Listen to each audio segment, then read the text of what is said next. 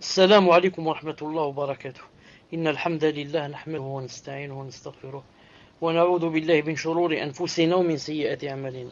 من يهده الله فلا مضل له ومن يضلله فلا هادي له، وأشهد أن لا إله إلا الله وحده لا شريك له، وأشهد أن محمدا صلى الله عليه وسلم عبده ورسوله. يا أيها الذين آمنوا اتقوا الله حق تقاته ولا تموتن إلا وأنتم مسلمون. يا أيها الناس اتقوا ربكم الذي خلقكم من نفس واحدة وخلق منها زوجها وبث منهما رجالا كثيرا ونساء. اتقوا الله الذي تساءلون به والأرحام إن الله كان عليكم رقيبا. يا أيها الذين آمنوا اتقوا الله وقولوا قولا سديدا يصلح لكم أعمالكم ويغفر لكم ذنوبكم، ومن يطع الله ورسوله فقد فاز فوزا عظيما. أهلا. أصدق الكلام كلام الله، وخير الهدي هدي محمد صلى الله عليه وسلم، وشر الأمور محدثاتها وكل محدثة بدعة وكل بدعة ضلالة وكل ضلالة في النار. Inch'Allah Ta'ala, dans ce cours qui est le 9e Inch'Allah Ta'ala du livre Le dogme du monothéisme, Aqid al-Tawhid de Cheikh Fawzan Hafidahullah, aujourd'hui on va parler Inch'Allah Ta'ala, on va commencer le deuxième sous-chapitre. Avant cela, je rappelle que le cours passé, bi'idhnillahi ta'ala, c'était sur le fait que la da'wa et le prêche et le prédicat au tawhid de l'unicité, c'était ça le but et la finalité de tous les messagers. Donc on avait bien montré dans le cours passé que celui qui voulait suivre les messagers dans leur da'wa, alors qu'il insiste sur l'unicité, quand il fait la da'wa, l'unicité de quoi? De la divinité et non de la seigneurie, car on a montré que tout le monde faisait l'unicité de la seigneurie, sauf les athées. Al-Muhim, j'avais dit aussi que ça ne voulait pas dire que si je connais quelqu'un qui a, disons, des défauts, alors son problème, c'est l'unicité de la seigneurie, que je ne dois pas lui en parler. Non, je lui corrige aussi ça. Mais je veux dire que je dois lui montrer que ce n'est pas suffisant, et qu'il faut aussi et surtout le tawhid de la divinité bi'idhnillah azza wa jal. Le titre d'aujourd'hui, Inch'Allah Ta'ala, c'est explication du sens des deux professions de foi. Qu'est-ce que ça veut dire? Et ce qui s'y est glissé comme erreur, ainsi que leurs piliers, leurs conditions, leurs implications et ce qui les annule. Premièrement, on va commencer donc par la signification des deux professions de foi. Premièrement, c'est quoi quand tu dis Ashhadu an la ilaha illallah wa ashhadu anna Muhammadan abduhu wa rasuluh? Qu'est-ce que ça veut dire la ilaha illallah? Qu'est-ce que ça veut dire Muhammadun Rasulullah? Cheikh Fawzan Hafid dit le sens de la ilaha illallah, entre parenthèses, mot à mot, pas de divinité si ce n'est Allah. C'est la conviction et la reconnaissance que nul n'a le droit à l'adoration à l'exception d'Allah Azza wa Jal. Ensuite, s'y conformer et mettre cela en pratique. On dit pas de divinité. Quand tu dis la ilaha, pas de divinité, revient à dénier à autre qu'Allah Azza wa Jal, quel qu'il soit, le droit de l'adoration. Ensuite, quand tu dis illallah, si ce n'est Allah, revient à affirmer le droit exclusif d'Allah Azza wa Jal à l'adoration. Je répète, vous avez remarqué la ilaha illallah, ça se divise en deux, la ilaha, ensuite illallah, pas de divinité si ce n'est Allah, mais qu'est-ce que ça veut dire pas de divinité si ce n'est Allah? On a vu que c'était pas de divinité qui mérite l'adoration. Mais pourquoi pas de divinité? Qu'est-ce que ça veut dire?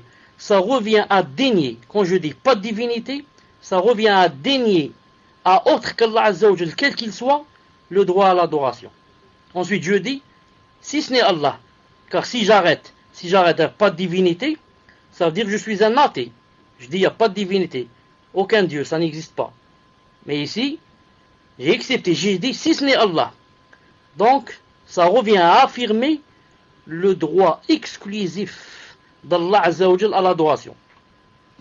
Cheikh Fawzan Hafidullah dit, le sens global de cette parole est, c'est-à-dire la ilaha illallah, est nul n'est adoré à juste titre, c'est-à-dire bihaq, nul n'est adoré à juste titre si ce n'est Allah. Il a dit, le khabar, c'est-à-dire le prédicat, sous-entendu de la, quand tu dis la, pas de divinité, est impérativement à juste titre, c'est-à-dire bihaq. Et il n'est pas permis d'affirmer que son khabar est existant. Il n'est pas permis de dire que pas de divinité existante. Non, car cela va à l'encontre de la réalité. Si tu dis la ilaha illallah, ça veut dire il n'y a pas de divinité qui existe. Ça va à l'encontre de la réalité. Car les divinités, comme on l'a dit plusieurs fois, il y en a beaucoup, on ne peut même pas les compter, les divinités, les fausses bien sûr. En effet, Cheikh dit, en effet, les adorés en dehors d'Allah Azza wa Jal sont légion. Naam. Il en découle que l'adoration de ces choses n'est autre que l'adoration d'Allah. Naam. Si tu dis que il n'y a divinité, que Allah, ça veut dire que ça n'existe que la divinité d'Allah, alors on va prendre de toi que quoi? Que tout ce qu'on adore Allah, tout ce qu'adorent les gens, ils adorent Allah. Et ça c'est faux. Il dit ici, ce qui est on ne peut plus faux. Et ça constitue la croyance de ceux qui défendent l'unicité de l'existence. Wahdat al-wujud. Hérésie, bid'a, selon laquelle Allah Azza wa Jal serait partout. Et le créateur et sa création. Wahdat al-wujud. Avec les grands gourous de Ibn Arabi, Ibn al-Farid, Ibn Hud, Tilimsani et d'autres. Que j'ai oublié, Ibn al-Farid, je sais pas, Bastami et d'autres. Ce sont les grands gourous de ce madhab, a'udhu billah, qui dit qu'il n'y a pas de différence entre créateur et créature. C'est pour cela, si tu dis qu'on te demande c'est quoi la ilaha illallah, tu dis ça veut dire que il n'y a pas d'ilah, il n'y a pas de divinité sauf Allah. Donc les gens vont comprendre que donc ceux qui adorent la lune c'est Allah, ceux qui adorent le soleil c'est Allah, ceux qui adorent les arbres c'est Allah, et comme ça. Car toi tu as dit qu'il n'y a pas de divinité sauf Allah. Donc, bien sûr, tu t'es trompé, tu as trompé les autres avec toi. La preuve qu'il y a d'autres divinités, ça c'est clair. Beaucoup de gens, vous voyez que tu dis tu adores qui, il te dit j'adore telle et telle chose. Alors j'adore tel astre ou tel. D'ailleurs même Allah subhanahu wa ta'ala dit dans le Coran, regardez ce verset. ذلك بأن الله هو الحق. نعم. Donc Allah subhanahu wa ta'ala dit c'est ainsi qu'Allah Azza wa Jal est lui le vrai, alors que ce qu'ils invoquent dehors de lui est le faux. C'est Allah le sublime, qui est le sublime le grand. Donc Allah Ta'ala dit qu'il y avait le vrai et qu'il y avait le faux. Vous remarquez dans le verset, il a dit c'est ainsi qu'Allah est lui le vrai, c'est lui le vrai Dieu, alors que ce qu'ils invoquent en dehors de lui, c'est le faux Dieu et les faux dieux. Donc pour que vous sachiez que c'est plein de faux dieux, c'est plein de faux dieux. Il ne faut pas dire qu'il n'y a pas de... Non, c'est plein de faux dieux. Mais il n'y a pas d'Allah, il y a un seul Allah, un seul, ça. Mais les dieux, il y en a beaucoup. طيب, une seconde, je vais agrandir un peu franchement. Une seconde. Voilà, Inch'Allah. Cette parole, Cheikh Fawzan dit, Hafidallah, cette parole, c'est-à-dire La ilaha illallah, a été commentée par plusieurs interprétations fausses, erronées. On va citer quelques-unes, deux ou trois, qui montrent que certaines sectes, comment qu'elles ont expliqué, ou alors comment qu'elles ont compris d'abord et expliqué la ilaha illallah. Certains ont dit, la ilaha illallah veut dire nul n'est adoré si ce n'est Allah Azza wa Jal. Nul n'est adoré si ce n'est Allah Azza wa Jal. Comme ça ils ont dit. Ça, c'est la première secte. Le cheikh Hafidallah dit, c'est faux. C'est faux. Car cela implique que tout adoré, à juste titre ou non, c'est Allah. Comme nous venons d'expliquer. Donc, si on te demande c'est quoi la ilaha illallah, tu dis ça veut dire nul n'est adoré si ce n'est Allah. Alors c'est très grave. Tu fais partie de wahdat al-wujud, de l'unicité de l'existence. C'est-à-dire que tout ce qui est adoré, c'est Allah d'après toi. Nul n'est adoré si ce n'est Allah. Donc tout ce qui est adoré, les astres, les montagnes, la lune, le soleil, tout ça, donc c'est pour toi c'est Allah. Car il y a des gens qui les adorent. Tu as dit nul n'est adoré si ce n'est Allah. Donc ça, c'est faux. C'est faux. D'autres, comment expliquer la ilaha illallah? Ils ont dit, ça veut dire pas de créateur si ce n'est Allah Azza wa Jal. Pas de créateur si ce n'est Allah Azza wa Jal. Voilà ce que ça veut dire la ilaha illallah. Pas de créateur si ce n'est Allah Azza wa Jal. Réponse, c'est une partie de sa signification, mais non sa finalité, car elle n'entraîne que l'unicité de la Seigneurie, qui est l'unicité reconnue par les polythéistes et qui est insuffisante. Donc si on te dit c'est quoi la ilaha illallah, tu dis ça veut dire il n'y a pas de créateur si ce n'est Allah. Qu'est-ce qu'on va te dire? On va te dire c'est juste et c'est faux. C'est juste car c'est vrai, il n'y a pas de créateur si ce n'est Allah. Là on est d'accord sur ce point. Mais ce n'est pas le sens de la ilaha illallah. Car si c'était la ilaha illallah, si c'était seulement pas de créateur si ce n'est Allah, donc c'est quoi? Ça s'appelle le tawhid de la seigneurie. À quoi ça sert maintenant que je reconnaisse d'après toi que Allah Ta'ala c'est le créateur? Est-ce que ça suffit pour que j'aille au paradis? Non. Les kuffars savaient que Allah Ta'ala c'était le créateur. C'est lui qui faisait tomber la pluie. C'est lui qui donnait les enfants. C'est lui qui donnait le risque.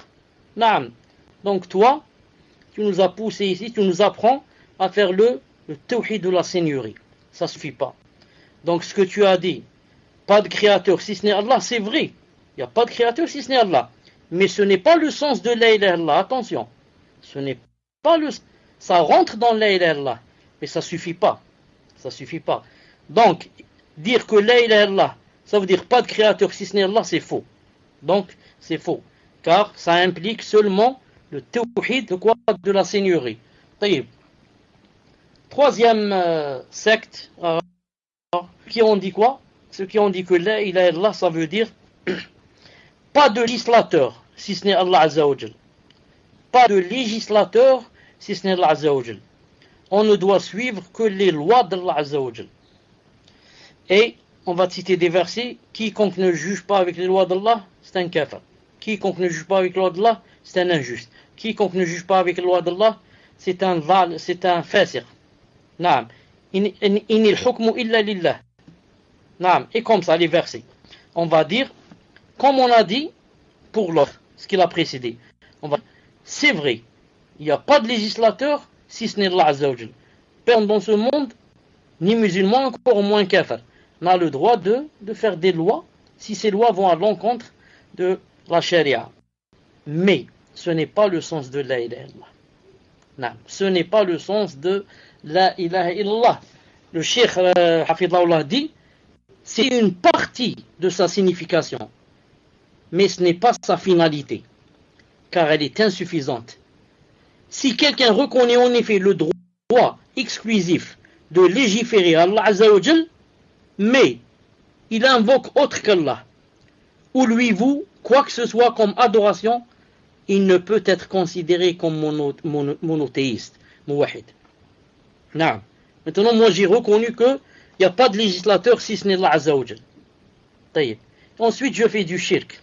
Je tourne autour des tombes et je fais des choses qui font même sortir de l'islam. Naam. J'égorge pour les djinns et comme ça. Donc, est-ce que je vais rentrer au paradis? Pourtant, d'après toi, j'ai dit la ilaha illallah. Je rentre pas. Donc, c'est pas ça le sens de la ilaha illallah. Ce n'est pas de législateur si ce n'est Allah. Même si ça comporte cela, ça comporte. Mais ce n'est pas la finalité. Si vous avez remarqué, cette interprétation-là, de dire que la ilaha illallah, c'est pas de législateur, si ce n'est Allah, c'est l'interprétation des takfiri. Vous avez remarqué que les takfiri, qu'est-ce qu'ils ont? Ils ont seulement parlé quoi? C'est quoi la ilaha illallah? Il te dit, personne n'a le droit de légiférer si ce n'est Allah Azza wa Jal. Tous les hukam, tous les gouverneurs sont des kuffars. Pourquoi? Ils légifèrent pas avec les lois d'Allah. Et contraire au tawhid, comme ça ils disent. Ils se font appeler les mouahidoun. Tu dis, je suis un mouahid. Salam alayka akhi al-mouahid, comment tu vas? Et comme ça. Non, pour eux quoi? La ilaha illallah quoi? Ils l'expliquent comme ça. C'est pas de législateur si ce n'est Allah. Al-muhim. Si le gouverneur juge avec les lois d'Allah, ou bien quelqu'un juge avec les lois d'Allah, alhamdulillah, c'était pour lui, il va aller directement au paradis, même s'il ne connaît rien dans le tawhid de l'unicité, ou bien le tawhid des noms et des attributs. Non. Si quelqu'un va dire, mais juger avec les lois d'Allah, c'est déjà tawhid de l'unicité. On dit non, le jugement avec ça fait partie de la seigneurie, quand on voit que c'est Allah Ta'ala qui a instauré ces lois, et ça fait partie de l'unicité quand c'est nous qui nous conformons à ces lois bi'idhnihi subhanahu wa ta'ala. Cheikh Hafidhahullah dit, toutes ces interprétations sont soit erronées, soit incomplètes. Nous y avons fait allusion car elles sont reprises dans certains livres qui circulent. Naam. La plupart des livres des takfiri, c'est comme j'ai dit maintenant, naam, et comme a dit le cheikh aussi. L'explication correcte de cette parole, la ilaha illallah, chez les salafs et les vérificateurs, c'est la ma'bouda bihaq illallah. Nul n'est adoré à juste titre à l'exception d'Allah. Il faut bien apprendre cette phrase. C'est quoi la ilaha illallah? C'est quoi son sens? Son sens, nul n'est adoré à juste titre à l'exception d'Allah. Ou bien, nul ne mérite l'adoration à l'exception d'Allah. C'est simple. Nul ne mérite l'adoration à l'exception d'Allah. Aucun Dieu ne mérite l'adoration sauf Allah Azza wa Jal. Tous les autres dieux ne méritent pas. Quelqu'un va dire donc, tu reconnais qu'il y a d'autres dieux? Je dis, bien sûr que je reconnais. C'en est plein, on est plein. Et si on dit tu es mouchrik, tu as dit il y a 2 dieux, il y a 3. J'ai dit non, les autres sont des faux dieux. Et Allah Ta'ala les a cités. On a cité le verset tout à l'heure. Il a dit ce sont des faux. Et Allah Ta'ala c'est le vrai. Donc, dire qu'il n'y a pas d'autres dieux, c'est contraire à la vérité. Tout le monde sait qu'il y a d'autres dieux. Mais le vrai Dieu, c'est qui? Il y a un seul, c'est Allah subhanahu wa ta'ala. Naam. Deuxièmement, le sens de l'attestation que Muhammad est le messager d'Allah. Maintenant, on a vu le sens de la ilaha illallah. Maintenant, on va voir le sens bi'idhnillahi ta'ala de ashhadu anna Muhammadan Rasulullah. Le Cheikh Hafidhahullah dit, c'est la reconnaissance intérieure et extérieure que Muhammad sallallahu alayhi wa sallam est le serviteur et le messager d'Allah pour l'ensemble de l'humanité. Ensuite, et l'application de ce qu'elle implique, c'est-à-dire cette phrase, comme obéissance à ce qu'il a ordonné, foi en ce qu'il a informé, alayhi salam, de ce qu'il a interdit et réprouvé, enfin, que de n'adorer Allah Azza wa Jalla que parce qu'il a institué alayhi salatu salam. Taïb.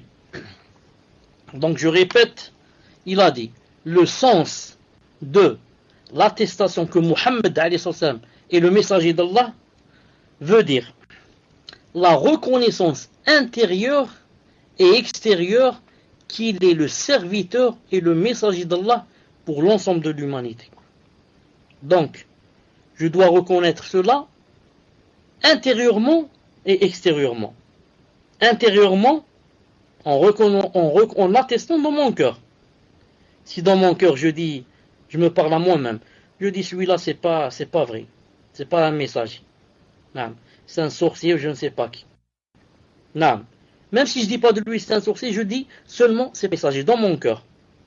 Donc, je n'ai pas attesté que Muhammad est son messager. Même si je l'ai attesté avec ma langue, même si j'ai dit Shahadu anna Muhammadan Rasulullah, mais dans mon cœur je n'ai pas assisté. Je dis c'est pas vrai. Non, c'est pas vrai. Ça c'est comme ça que faisaient les munafiqun, les hypocrites. Donc il faut attester intérieurement et extérieurement en disant Shahadu anna Muhammadan Rasulullah. Et cette phrase, il a dit pour l'ensemble de l'humanité. L'ensemble de l'humanité. D'où on prend ça? Regardez ce verset. قل يا أيها الناس إني رسولكم جميعا. Al-A'raf 158. Dis au Muhammad, je suis pour vous tous le messager d'Allah. Attention à ceux qui disent que, d'accord, je reconnais que Muhammad est le messager d'Allah. Il a été envoyé par Dieu, je reconnais ça. Mais c'est le messager des Arabes. Vous avez compris? C'est le messager des Arabes. Les chrétiens, ils ont Jésus. Et les autres, ils ont Moïse. Et comme ça. Je te dis, moi je reconnais ça. Muhammad a.s. c'est un messager. Mais seulement des Arabes. On lui dit, tu es kafir. Tu n'es pas rentré en islam. Naam. Pourquoi? Tu as contredit le verset. Et Muhammad, dis-leur, je suis pour vous tous, le messager d'Allah. J'ajoute aussi un autre verset. Regardez celui-là. Allah Ta'ala lui a dit وَمَا أَرْسَلْنَاكَ إِلَّا رَحْمَةً لِلْعَالَمِينَ. 107. Et nous ne t'avons envoyé comme miséricorde pour qui? Pour l'univers, pas pour les Arabes. On ne t'a envoyé, nous t'avons envoyé comme miséricorde pour qui? Pour l'univers. Subhanallah al-Azim. Quand on dit l'univers, ça rentre même les animaux. Le prophète alayhi salam est une rahma même pour les animaux. Pour les arbres, naam, pour les montagnes, pour. Comment cela? Naam. D'abord pour les animaux. S'il n'y avait pas les hadiths du prophète sallallahu alayhi wa sallam montre que celui qui fait du tort à un animal, qu'il sera châtié yawm al-qiyamah, et celui qui ne lui donne pas à manger sera châtié yawm al-qiyamah, et celui qui prend sur lui plus qu'il ne peut supporter de poids sera châtié yawm al-qiyamah, et la femme qui rentre en enfer à cause du chat que vous connaissez tous, il ne lui a pas donné à manger, et la fornicatrice qui est rentrée au paradis à cause d'un chien. Donc le prophète islam est une miséricorde, comme il a dit ici, même pour les animaux. Ensuite, on va dire même pour les choses inertes. Par exemple, pour les arbres. Lorsque le prophète sallallahu alayhi wa sallam a dit dans un hadith authentique, on est passé devant lui, il y avait un mort. On est passé devant lui, devant le prophète islam, avec une janaza, un mort. Les gens ont commencé à quoi? À faire de lui des éloges, etc. Ou bien sans les éloges, ça c'est un autre hadith. Non, ils sont passés devant lui, il a dit Moustah. C'est-à-dire, disons, il s'est reposé. Ensuite, d'autres, un peu plus tard, un autre mort. Ils sont passés devant lui avec notre janaza, il a dit Mustarah minhu. Il a dit, on s'est reposé de lui. Ils ont dit, ah Rasulullah, c'est quoi ça? On n'a pas compris. Tout à l'heure, tu as dit, il s'est reposé du premier mort. Le deuxième, tu as dit, on s'est reposé de lui. Il a dit, naam, le premier, naam, quand c'est quelqu'un de masha'Allah, etc., il se repose, yani, de cette dunya, et des mashakl, et des problèmes qu'il y a, etc., bien sûr, en allant au paradis. Et le deuxième, il a dit, quand quelqu'un n'est pas bien ici dans cette vie, qui faisait du mal, du dhulm, etc., et on se repose de lui. Il a dit, et là, c'est ça le témoin du cours, miséricorde pour l'univers, il a dit, se repose de lui, naam, dit, yani nas, les gens, et yani, ensuite il a dit les animaux, dawab, ensuite il a dit même l'ashjar, les arbres, et le bilad et yani, toute la ville. Non, pourquoi? Donc même les arbres, yani, cette personne leur faisait du tort. Par exemple, tu as un arbre, tu lui donnes pas, yani, tu l'arroses pas jusqu'à ce qu'il meure. Vous avez compris? Ça, tu as fait du tort à cet arbre. Non, l'arbre, quand tu le plantes, le hadith a dit que chaque oiseau là, qui vient s'installer sous son ombre, là, tu auras de la récompense. Non, donc, qui t'a appris tout ça? C'est le prophète alayhi salam. Donc il y a une miséricorde, une rahma pour l'univers, pour tout l'univers. C'est une rahma. Contrairement à ce que maintenant les gens yani, lui ont voulu amochir, disons. C'est-à-dire son image, en disant de lui qu'il a été envoyé comme terroriste. Il apprend aux gens le terrorisme, comment tuer, comment égorger, comment ceci, comment cela. Et bien sûr, ce sont, comme vous savez, ce sont les takfiris. Ce sont les takfiris qui donnent cette image de lui. Non, les takfiris qui font des choses contraires à la charia, tuent des gens qui ne méritent pas d'être tués, non, font des bombes qui normalement sont protégées, non, et ensuite les gens qu'est-ce qu'ils font? Les kofars, les non-musulmans se retournent contre les musulmans en les accusant, et en accusant l'islam. Et en accusant l'islam, bien sûr. Et jamais, non, l'islam n'a été frappé dans le monde comme il a été frappé par les takfiris. Jamais l'islam n'a été frappé, non, comme il a été frappé par qui? Par les takfiris, ceux qui font partie de lui, subhanallah al-azim, en donnant l'occasion aux autres pour le faire, en donnant l'occasion aux autres pour le frapper. Les gens jusqu'à présent, quand ils parlent de Ben Laden, ils lui font le grand moudjahid, le grand chef, le grand Qada, comment on dit ça, le grand, je sais pas comment ça s'appelle les noms, donc le battle. Comment on dit le battle en français? Battle, c'est-à-dire le grand le héros, le grand héros. Cheikh Muqbil, rahimahullah, en parlant de lui, il a dit mufsid fil ard, mufsid. Ça veut dire mufsid, 3 fois, il a dit mufsid, corrupteur. Naam, Cheikh Ben, quelque chose qui ressemble à ça aussi. Naam, il a dit c'est un a'udhu billah ce qu'il a fait, il a dit a'udhu billah ce qu'il a fait à l'islam, a'udhu billah. Naam. Et eux, les takfiris sont contents de lui, ils lui font des éloges. Et jusqu'à présent, ils veulent faire la bay'a. Ils veulent que tu fasses l'allégeance. Bon, lui, à sa clique. Al-Mullah Omar et je ne sais qui. Avec le Maqdisi et la clique. A'udhu billah. Les Juhal. Ceux qui sont la cause pour que l'islam soit frappé. Et l'islam soit amoché, a'udhu billah. Qu'ils vont faire quand ils vont rencontrer Allah subhanahu wa ta'ala. Tous les grands savants se sont désavoués de cela. Le Maqdisi et la clique, le Fizazi et la clique, et Ben Laden et la clique, et Zawahiri et la clique, tous les savants se sont désavoués de lui. D'eux. Tous les savants se sont désavoués d'eux.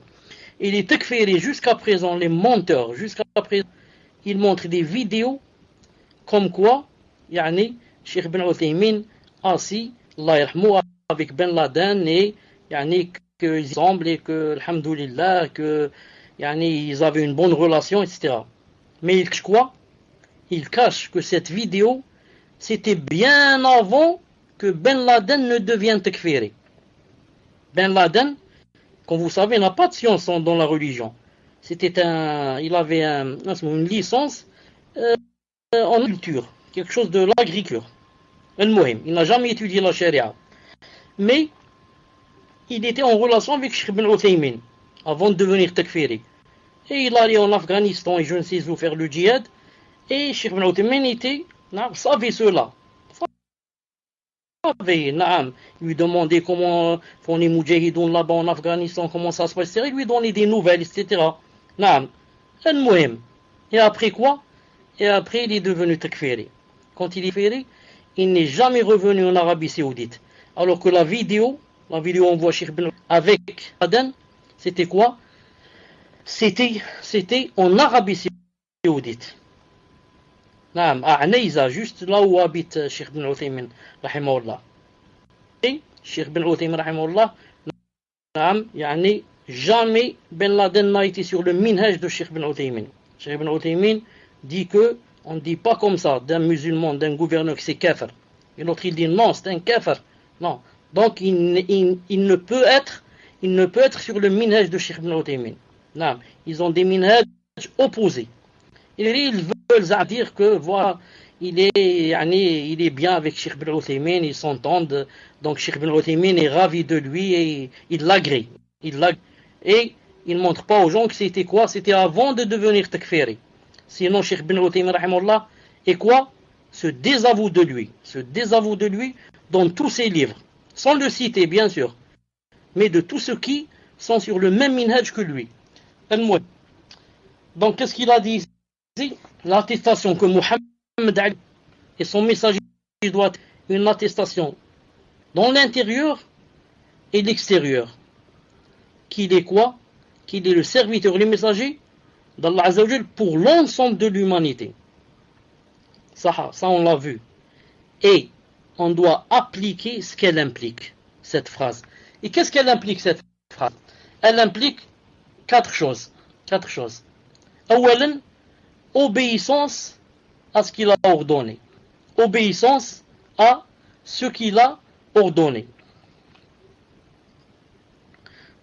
C'est pas celle-là. C'est pas celle-là. Non, ça dit obéissance à ce qu'il a ordonné. Donc, si j'ai que Mohammed c'est le messager d'Allah Azza wa Jal, je dois lui obéir. Et quelle est la preuve que je dois lui obéir? Allah Ta'ala dit dans Sourate An-Nisa 64, وَمَا أَرْسَلْنَا مِن رَسُولٍ إِلَّا لِيُطَاعَ بِإِذْنِ اللَّهِ. Et nous n'avons envoyé de messagers que pour qu'ils soient obéis, bi'idhnillah, que pour qu'ils soient obéis par la permission d'Allah. Donc maintenant, si tu dis que j'atteste que Mohammed c'est le messager d'Allah et tu ne lui obéis, donc tu n'as pas attesté. Car Allah Ta'ala dit, nous n'avons envoyé de messagers que pour qu'ils soient obéis. Le but, le premier et le dernier, c'est pour qu'ils soient obéis. Donc premièrement, comme obéissance à ce qu'il a ordonné. Deuxièmement, foi en ce qu'il a informé. Foi en ce qu'il a informé. Le prophète Al-Jami' 1451, il a dit je suis le prophète et pas de mensonge. Je suis le fils de Abd al-Muttalib. Je suis le prophète, pas de mensonge. Donc si maintenant tu reconnais le prophète Islam ne ment pas, et que tout ce qu'il dit est vérité, et qu'il ne dit que ce que Allah Ta'ala lui a dit de dire, donc tu dois quoi? Tu dois croire en tout ce qu'il t'informe. Tu dois le croire en tout ce qu'il t'informe, même si ce sont pour toi des choses que tu n'arrives pas à comprendre. Quand il te dit que si jamais une mouche tombe dans un verre, il a dit trempe-la, jette-la et bois. Bois si tu veux, c'est pas obligé de boire. Mais ne bois pas sans la tremper. Il te dit pourquoi? Il te dit dans une de ces deux ailes, il y a le poison. Et dans l'autre aile, il y a l'antipoison. Donc toi, tu sais pas sur quelle aile elle est tombée. Peut-être qu'elle est tombée sur les ongles. Donc il y a du poison dans ta boisson. Donc si tu veux boire, trempe-la comme ça l'autre aile, une aile. La deuxième aile va quoi? Va faire yani, son effet et ça va enlever le poison. Tu vas dire, subhanallah al-azim, moi, vérifier cela. Et comment se fait-il, lui, il n'était pas un professeur je sais pas, en médecine pour ensuite, où est le microscope, etc. à l'époque, pour voir les ailes et que contiennent les ailes, et même les grands savants, etc., ont découvert cela que ça fait quelques 10 ou 15 ou 20 ans. Comment il a su cela? Tu dis quoi? Je dois croire en cela parce que je sais que c'est un prophète. J'ai attesté qu'il était en Allah. Moi, j'ai pas dit que lui, je dis que Allah Ta'ala lui a dit, c'est moi qui ai créé qui? C'est moi qui vous ai créé tous. Donc c'est moi qui ai créé la mouche. Donc je t'apprends, ya Muhammad, que dans les ailes, j'ai mis un poison. Et dans l'autre, j'ai mis l'antipoison. Dis aux gens que si jamais la mouche tombe, qu'ils la plongent dans le verre. C'est tout. Classe, j'ai cru que Muhammad, donc c'était le messager d'Allah Azza wa Jal. C'est la deuxième des choses. Troisièmement, délaissement de ce qu'il a interdit et réprouvé. Délaissement de ce qu'il a interdit et réprouvé. Maintenant. Taïb. Donc je répète, Inch'Allah Ta'ala. Ça implique quoi? Ça implique, j'ai dit ici, 4 choses. Premièrement, obéissance à ce qu'il a ordonné. Deuxièmement, foi en ce qu'il a informé. Troisièmement, délaissement de ce qu'il a interdit et réprouvé. Délaissement de ce qu'il a interdit et réprouvé. Taïb, une seconde, je me connecte sur la home. Voilà.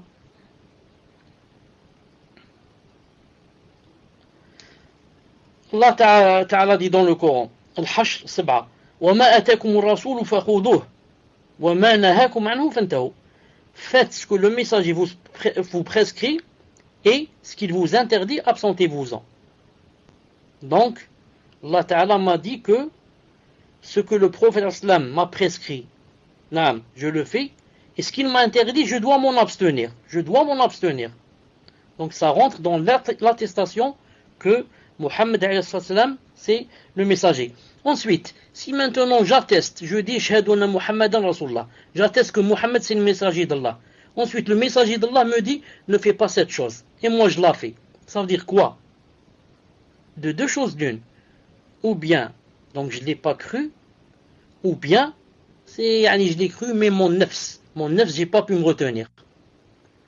Si je l'ai pas cru, je deviens kafir. Ça ne me sert à rien de dire Muhammad, c'est le messager d'Allah.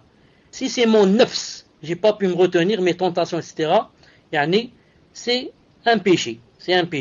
C'est moins grave que la première. Taïb. Ensuite, ainsi que de n'adorer Allah Azza wa Jal que parce qu'il a institué. Quatrièmement, je dois, si je dis que Muhammad c'est le messager d'Allah, je ne dois adorer Allah que par le biais de Muhammad et de ce qu'il a institué.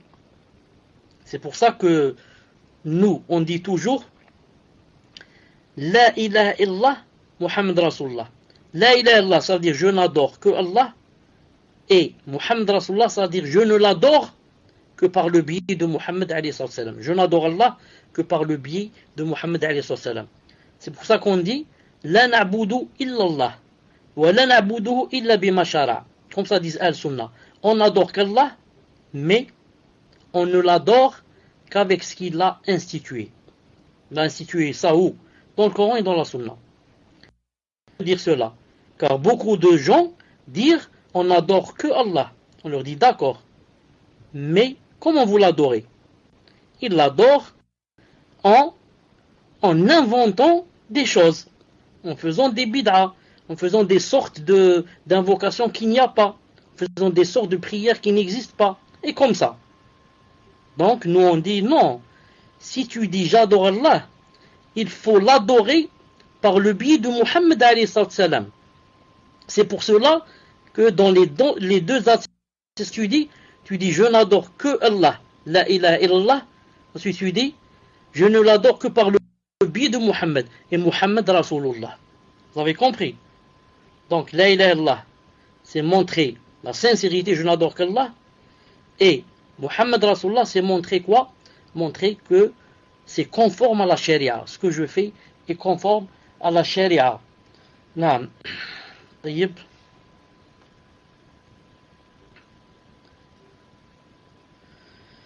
Donc voilà les quatre. Obéissance à ce qu'il a ordonné. Foi en ce qu'il a informé.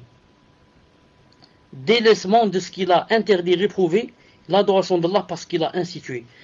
Et ceux qui ont lu déjà, comment il s'appelle, l'Usul Thalatha, ceux qui ont lu l'Usul Thalatha, ils ont sûrement trouvé ça en arabe ou quelque chose qui ressemble à ça. نطيعه فيما أمر, foi en ce qu'il a informé, وتصديقه فيما أخبر, et تركه منهى وزجر. Sûrement, ceux qui ont lu l'Usul Thalatha, ils ont remarqué cela. طيب. Tout ça, c'était premièrement. Tout ça, c'était premièrement, c'est-à-dire quoi? C'est-à-dire la signification de La ilaha illallah Muhammadun Rasulullah. Maintenant, on va passer à, deuxièmement, les piliers de La ilaha illallah Muhammadun Rasulullah. C'est quoi les piliers? La ilaha illallah Muhammadun Rasulullah, ça a des piliers, comme la foi a des piliers. Premièrement, l'attestation qu'il n'y a pas de divinité si ce n'est Allah est composé de deux piliers. C'est quoi les deux piliers? Le premier pilier, la négation. Le deuxième pilier, l'affirmation. La négation et l'affirmation. Premier pilier, la négation. C'est quand tu dis pas de divinité. La ilaha. La, ça s'appelle nafi al-jins. Il n'y a pas de divinité. Pas de divinité.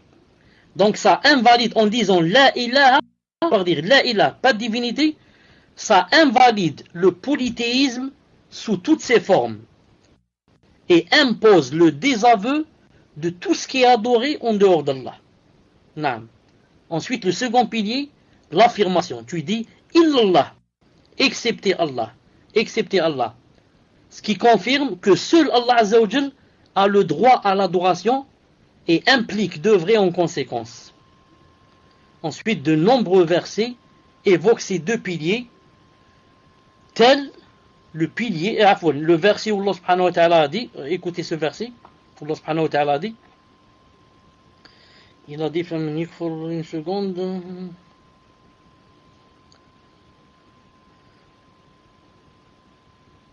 طيب الverset هذا فمن يكفر بالطاغوت ويؤمن بالله فقد استمسك بالعروة الوثقى لا انفصام لها. نعم. Regardez ce verset. لا إكراه في الدين قد تبين الرشد من الغي فمن يكفر بالطاغوت ويؤمن بالله فقد استمسك بالعروة الوثقى لا انفصام لها والله سميع عليم. البقرة 256. Baqara 256. Nul contrainte en religion, car le bon chemin s'est distingué de l'égarement. Donc, quiconque mécroit au Tarout, Tarout c'est Shaitan et tout ce qui est adoré en dehors d'Allah. Quiconque mécroit au Tarout et croit en Allah a saisi l'anse la plus solide qui ne peut se briser. Naam. Donc vous avez remarqué, c'est quoi ici le témoin? Pourquoi ce verset? Tu dis La ilaha illallah, tu commences par la négation, il n'y a pas de divinité. Ensuite, tu fais l'exception, sauf Allah. Ici, la même chose. Il dit, d'abord, quiconque mécroit au Tarout. Mécroit, ça veut dire, je ne crois pas. Il n'y a pas de divinité. Je mécrois au Tarout. Je mécrois à tout ce qui est adoré en dehors d'Allah. Donc, pas de divinité. Ensuite, il a dit, et crois en Allah. Illallah, sauf Allah. Vous avez compris? La ilaha, il n'y a pas de divinité, sauf Allah. Donc, je mécrois au Tarout, ensuite je dis, il y a sauf Allah. Quiconque fait cela a saisi l'anse la plus solide. Et Allah Azza wa Jalla a dit aussi dans le Coran, il a dit, en parlant de Ibrahim, alayhi salam, il a dit, وَإِذْ قَالَ إِبْرَاهِيمُ لِأَبِيهِ وَقَوْمِهِ إِنَّنِي بَرَاءٌ مِّمَّا تَعْبُدُونَ إِلَّا الَّذِي فَطَرَنِي. Zukhruf 26. Et lorsqu'Abraham dit à son père et à son peuple, je désavoue totalement ce que vous adorez, à l'exception de celui qui m'a créé. Vous avez remarqué? D'abord la négation. Je désavoue. Tout ce que vous adorez, je le désavoue. Il n'y a pas de divinité. Il n'y a pas. À l'exception d'Allah. Illallah. Illallah. Donc, en islam, vous avez remarqué, on ne dit pas directement j'atteste que Allah Ta'ala est unique ou là j'atteste que Allah Ta'ala doit être adoré. Mais d'abord, je dis il n'y a pas. Il n'y a pas de divinité. Aucune. Ensuite, je dis exception Allah. Exception Allah. Naam. Qu'est-ce qu'il a dit ici? Taïb. Bon, j'ajoute une chose. Pourquoi c'est comme ça? Pourquoi je commence d'abord par enlever? J'enlève, je dis il n'y a pas. Ensuite, j'impose, je dis sauf, j'accepte. Sauf, je fais exception. Pourquoi je ne fais pas le contraire? Pourquoi je ne dis pas j'atteste que Allah Azza wa Jal est l'unique qui doit être adoré? Ensuite, je dis et qu'il n'y a pas d'autres adorations, d'autres adorés. Mais pourquoi je fais le contraire? Je commence par non, je dis il n'y a pas, ensuite je dis il y a le vrai. Les savants ont dit tu enlèves d'abord, c'est-à-dire pour vider, c'est-à-dire c'est comme si tu avais un verre. Un verre, il est plein maintenant, disons de quoi? Il est plein d'eau, ou alors il est plein de vin. Maintenant tu dois boire un jus. Qu'est-ce que tu fais? Il faut d'abord vider le verre, ensuite pour mettre le jus, vider l'eau qu'il y a dans le verre, je la jette, ensuite je mets de l'eau. L'eau ne peut pas être mise, dire quoi? Sur un verre rempli d'eau. Les savants disent la même chose ici. Ton cœur, tu dois d'abord le vider, lui enlever les fausses divinités qu'il y a dans le cœur, les ténèbres, les obscurités. Ensuite, quand tu vas dire excepté Allah, j'adore Allah seul, cette phrase, quand elle va rentrer dans son cœur, elle va trouver un cœur pur. Car tu as mécru ta route d'abord. Tu t'es désavoué d'abord de tout ce qu'il avait comme faux. Et tu l'as fait sortir de ton cœur. Ton cœur maintenant est vide. Il est préparé. Il attend d'être illuminé. Tu vas l'illuminer en disant Ashhadu anna illallah. Sauf Allah.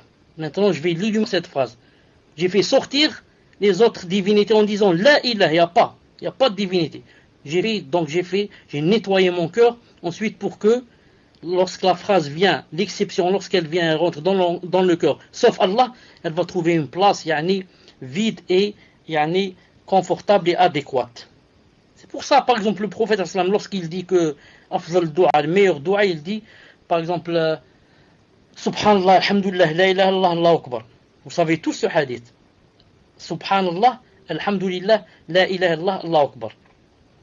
Par exemple, pourquoi il a dit Subhanallah d'abord? Subhanallah, ensuite Alhamdulillah, La ilaha illallah, Allahu Akbar. Subhanallah, c'est quoi? C'est tanzih. C'est-à-dire que je reconnais qu'Allah Ta'ala, je lui enlève tous les défauts. Je dis Subhanallah. Allah Subhanallah n'a pas de défaut. Subhanallah, aucun défaut.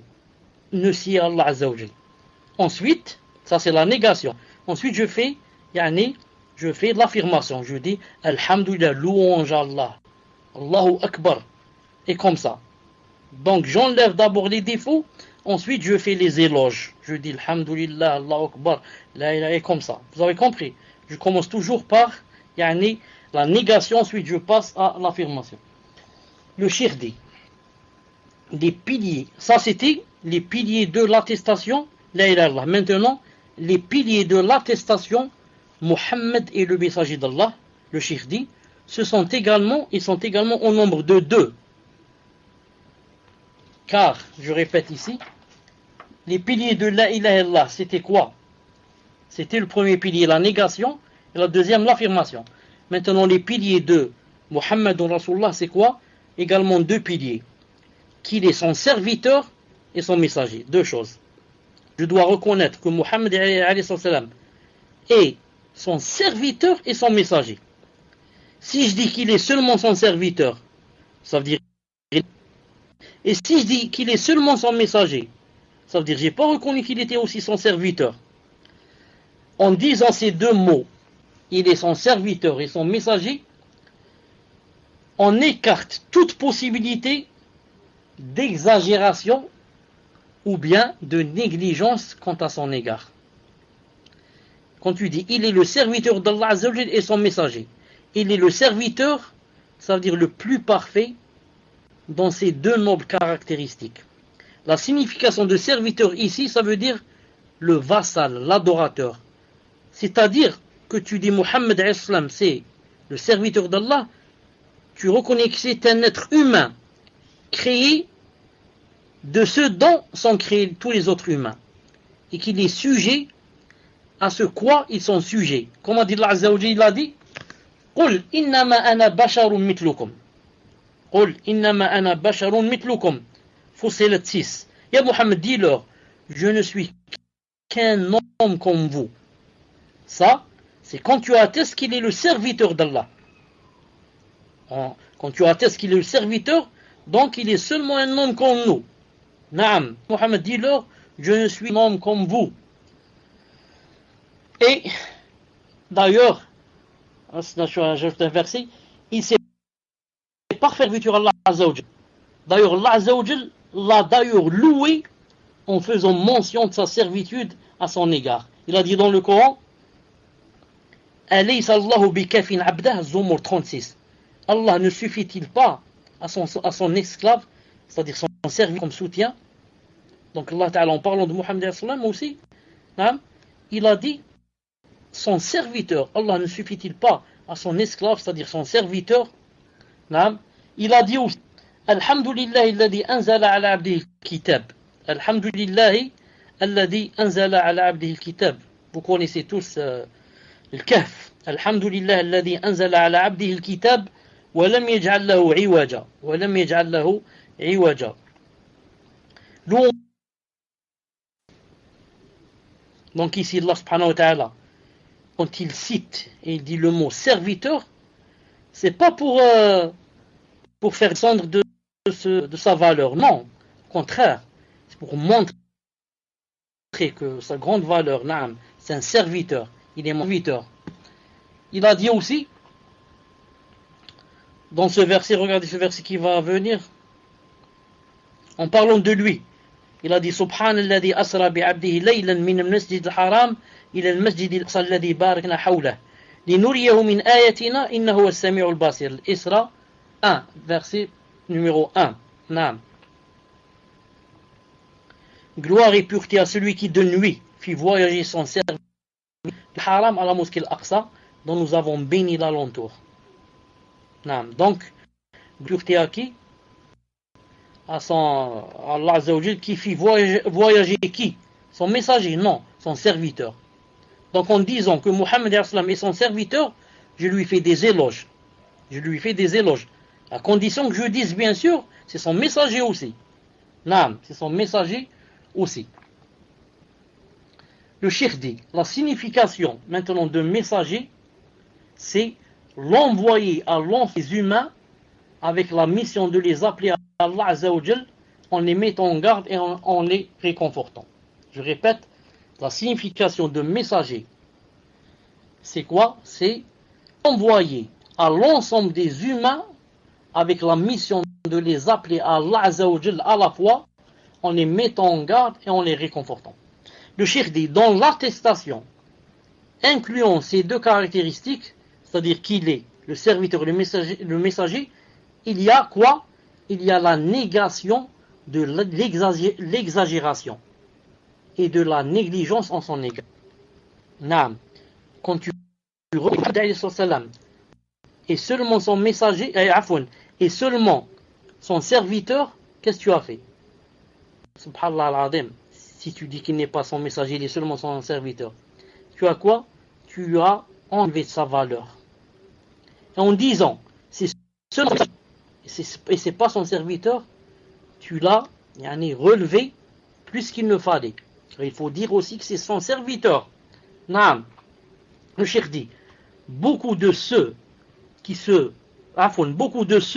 prétendant de sa communauté ont exagéré et outrepassé les limites à son égard, allant jusqu'à l'élever de l'état de serviteur à l'état d'adoré. Subhanallah al-Azim.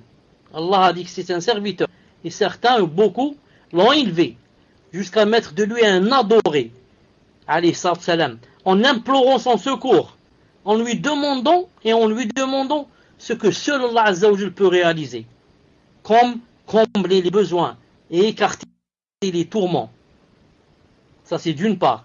Alors que d'autres à l'opposé, ont renié sa prophétie, ou ne se sont pas pleinement conformés à la voie, s'appuyant sur des opinions et des avis contraires à ce qu'il nous a apporté et s'adonnant à l'interprétation abusive de ses paroles et ses jugements. Et un Sunnah al Jama'a, ils sont au milieu. Quand je dis son message, quand je dis son serviteur,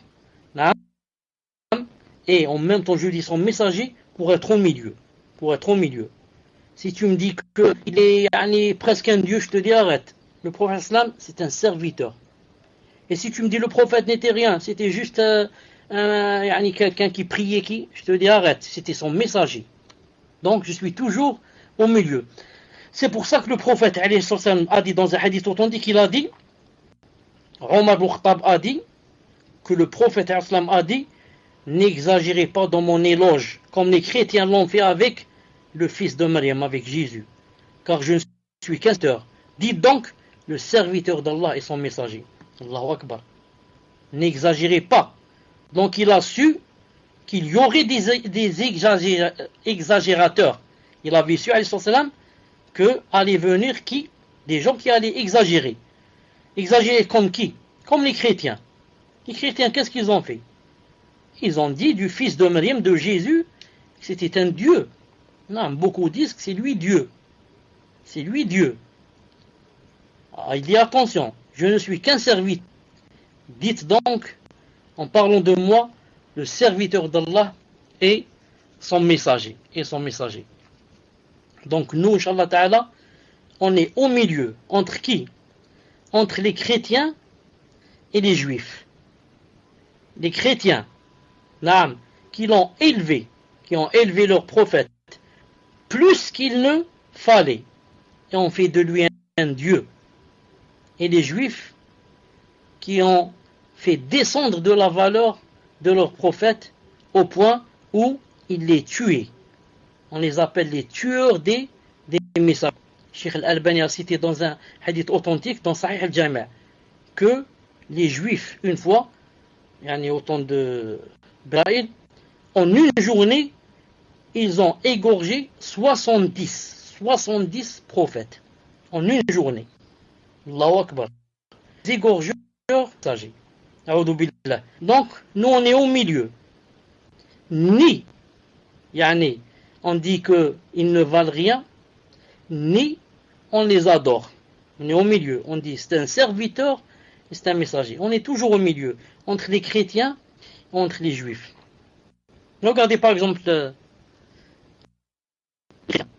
le chrétien, sa femme ou sa copine, je ne sais pas. Quand elle est avec les monstrues, il s'approche d'elle. Il fait avec elle le rapport. Avec les monstrues. Et le juif, quand sa femme a les monstrues, ni elle a le droit de s'asseoir pour manger son mari, ni elle couche avec lui sur le même lit, quand elle a les monstrues. Et l'islam, c'est quoi? C'est au milieu. Elle a les monstrues, je ne fais pas avec elle le rapport, mais je fais tout à part le rapport. Tout ce qui est halal, bien sûr, à part le rapport. Embrasser, enlacer, caresser, elle s'assoit avec moi, je joue, elle mange avec moi, elle joue, on discute, on rit. On est au milieu. Les musulmans sont au milieu. Entre les chrétiens qui font le rapport avec leur femme quand elle est avec les monstrues et les juifs qui la chassent. Il lui dit ni tu dors avec moi, ni tu t'assois dans la même table. Moi je mange dans cette table, toi tu manges dans l'autre table, jusqu'à ce que tu te purifies des monstrues. Subhanallah al-Azim, la beauté de l'islam. Subhanallah al-Azim. Ça marche avec la raison, subhanallah al-Azim. Ça marche avec la raison. Le prochain cours, Inch'Allah Ta'ala, les conditions de la ilaha illallah Muhammad Rasulullah. Les conditions de la ilaha illallah Muhammad Rasulullah. J'arrête. Je prends le mot Hamdik, ashhadu an la ilaha illa ant, astaghfiruka wa atubu ilayk. On se rencontre, Inch'Allah Ta'ala, dans 10-15 minutes, bi'idhnillahi Ta'ala. Assalamu alaikum wa rahmatullahi wa barakatuh. Assalamu alaikum wa rahmatullah. Tfadl, Inch'Allah, pour la première question. Et mettez le timer. Barakallahu fikum. Bismillah wa salatu wa salam ala rasulillah. Première question, cher.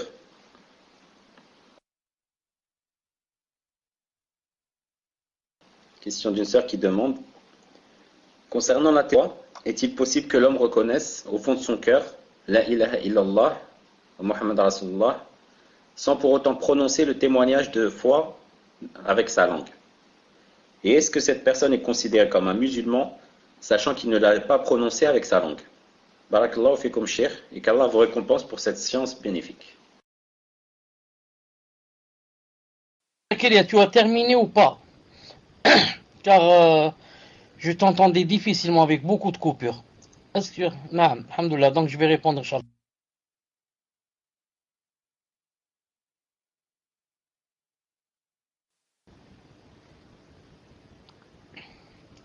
Problème est chez moi.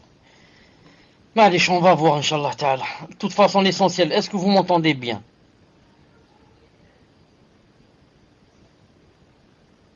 Alhamdulillah. Cheikh l'Islam Ibn Taymiyyah, alayhi rahmatullah, a dit dans Majmou' al-Fatawa que toute personne qui reconnaît dans son cœur, il ne dit pas, c'est-à-dire elle ne dit pas ça avec sa langue, elle n'est pas considérée comme musulmane. Chez la plupart des savants, elle n'est pas considérée comme musulmane.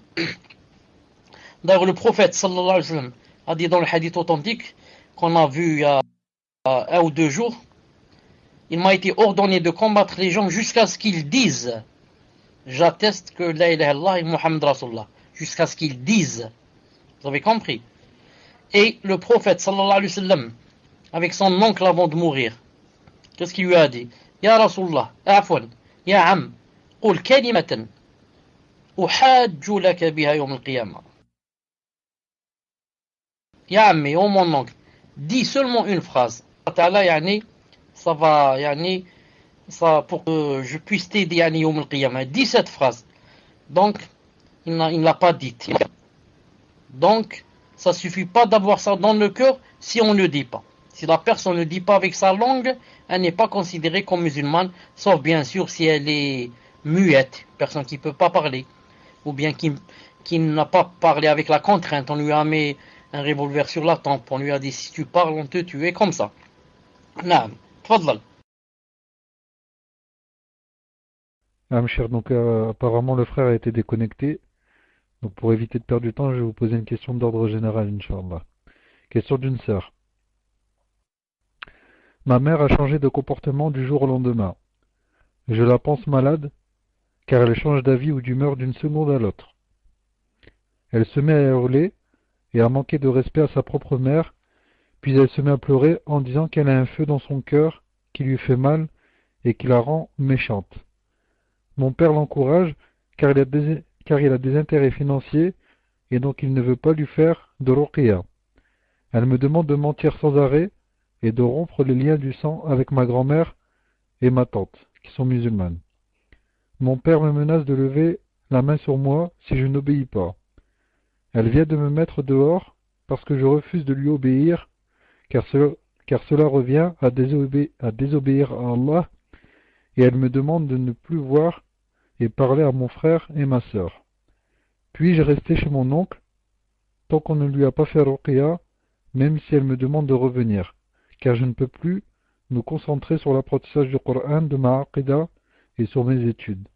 Je précise que mes parents sont musulmans également. Tfadal cher. Celle-là, Allah subhanahu wa ta'ala a'lam. Je dis Allah ta'ala a'lam. Apparemment, que peut-être elle vient d'avoir un sihr, ou alors une possession de djinn, a'udhu billah. Naam. Déjà, elle reconnaît qu'elle a une chaleur. Naam. Et les signes sont assez clairs. Bi'idhnillah subhanahu wa ta'ala. Donc si maintenant, qu'Allah nous en préserve et la guérisse et nous guérisse tous et toutes. Naam. Donc, si elle sait qu'il n'y a pas moyen de comment se réconcilier avec sa mère sans avoir de problème, sans être contrainte à faire du haram, qu'elle reste chez son oncle jusqu'à ce qu'Inch'Allah Ta'ala elle sache que sa mère a retrouvé, comme on dit, ses esprits. Naam, ou son esprit. À moins qu'elle sache que sa mère a vraiment besoin d'elle pour l'aider dans le ménage, etc., et qu'il n'y a personne d'autre avec elle qui peut l'aider dans la maison. Dans ce cas, elle doit aller, ne serait-ce que la journée, pour l'aider. Non. Sinon, elle attend jusqu'à subhanahu wa ta'ala, mais sans lui manquer de respect et tout en l'aidant pendant la journée si elle a besoin d'elle, bi'idhnillahi ta'ala. Tfaddal. Barakallahu fikum, cher. Je tiens juste à répéter pour les nouveaux que ceux qui veulent poser une question générale doivent lever la main dans le salon présent. J'apprends l'islam sur la vraie voie et attendre leur tour. Un admin viendra si on a encore le temps de prendre d'autres questions. Et pour ceux qui ont des questions sur le cours d'aujourd'hui, vous devez vous rendre dans le salon bis et un admin viendra prendre la question, Inch'Allah aussi. Question suivante. Question d'une sœur qui demande: Cheikh, est-ce de l'exagération dans les éloges envers le prophète alayhi salam de dire qu'il est la meilleure créature parmi toutes les créatures créées par Allah? Barakallahu fikum wa jazakumullahu khayran, Cheikh. Naam, Cheikh Ibn Uthaymin rahimahullah, dans son explication du Kitab Tawhid, dans le deuxième tome, il a dit, le fait de dire que le prophète c'est la meilleure créature, il a dit on n'a pas une preuve de cela. Quand tu dis qu'il est la meilleure créature, ça veut dire qu'il est mieux que le trône, mieux que le paradis, mieux que les souris, mieux. Donc tu as fait tout entrer dans cette globalité. Il a dit de préférence, on dit, comme c'est dans la sunna, on dit quoi? Sayyid walad Adam. Sayyid walad Adam. Sayyid, c'est le maître. Naam. Ils sont le maître des fils d'Adam. Naam. C'est comme ça que c'est dans la sunna, mais on ne dit pas que c'est la meilleure créature, parce qu'il n'y a rien d'authentique en ce sens. Comme ça a dit Cheikh Ibn Uthaymin, rahimahullah. Tfaddal. Barakallahu fikum, cher. Vous me dites si ça coupe, Inch'Allah. Question suivante. Alhamdulillah. Question d'une sœur qui dit: ma question est la suivante. Une amie qui découvre le Minhaj a lu Kitab al-Tawhid. Je crois qu'elle a mal compris la tournure d'une phrase. Elle dit qu'après avoir lu le livre, elle comprend qu'un acte de shirk arrivé à ses fins est permis si c'est dans l'intention de se dire que c'est Allah qui donne. Donc, un acte de shirk, pour arriver à ses fins, est permis si c'est dans l'intention de se dire que c'est Allah qui donne. Elle a donné l'exemple d'une femme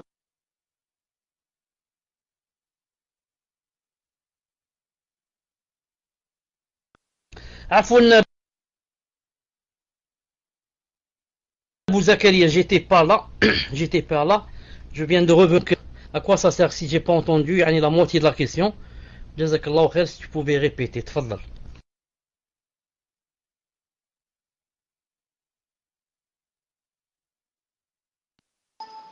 cher, avant je voulais avoir confirmation, est-ce que ça coupe quand je lis?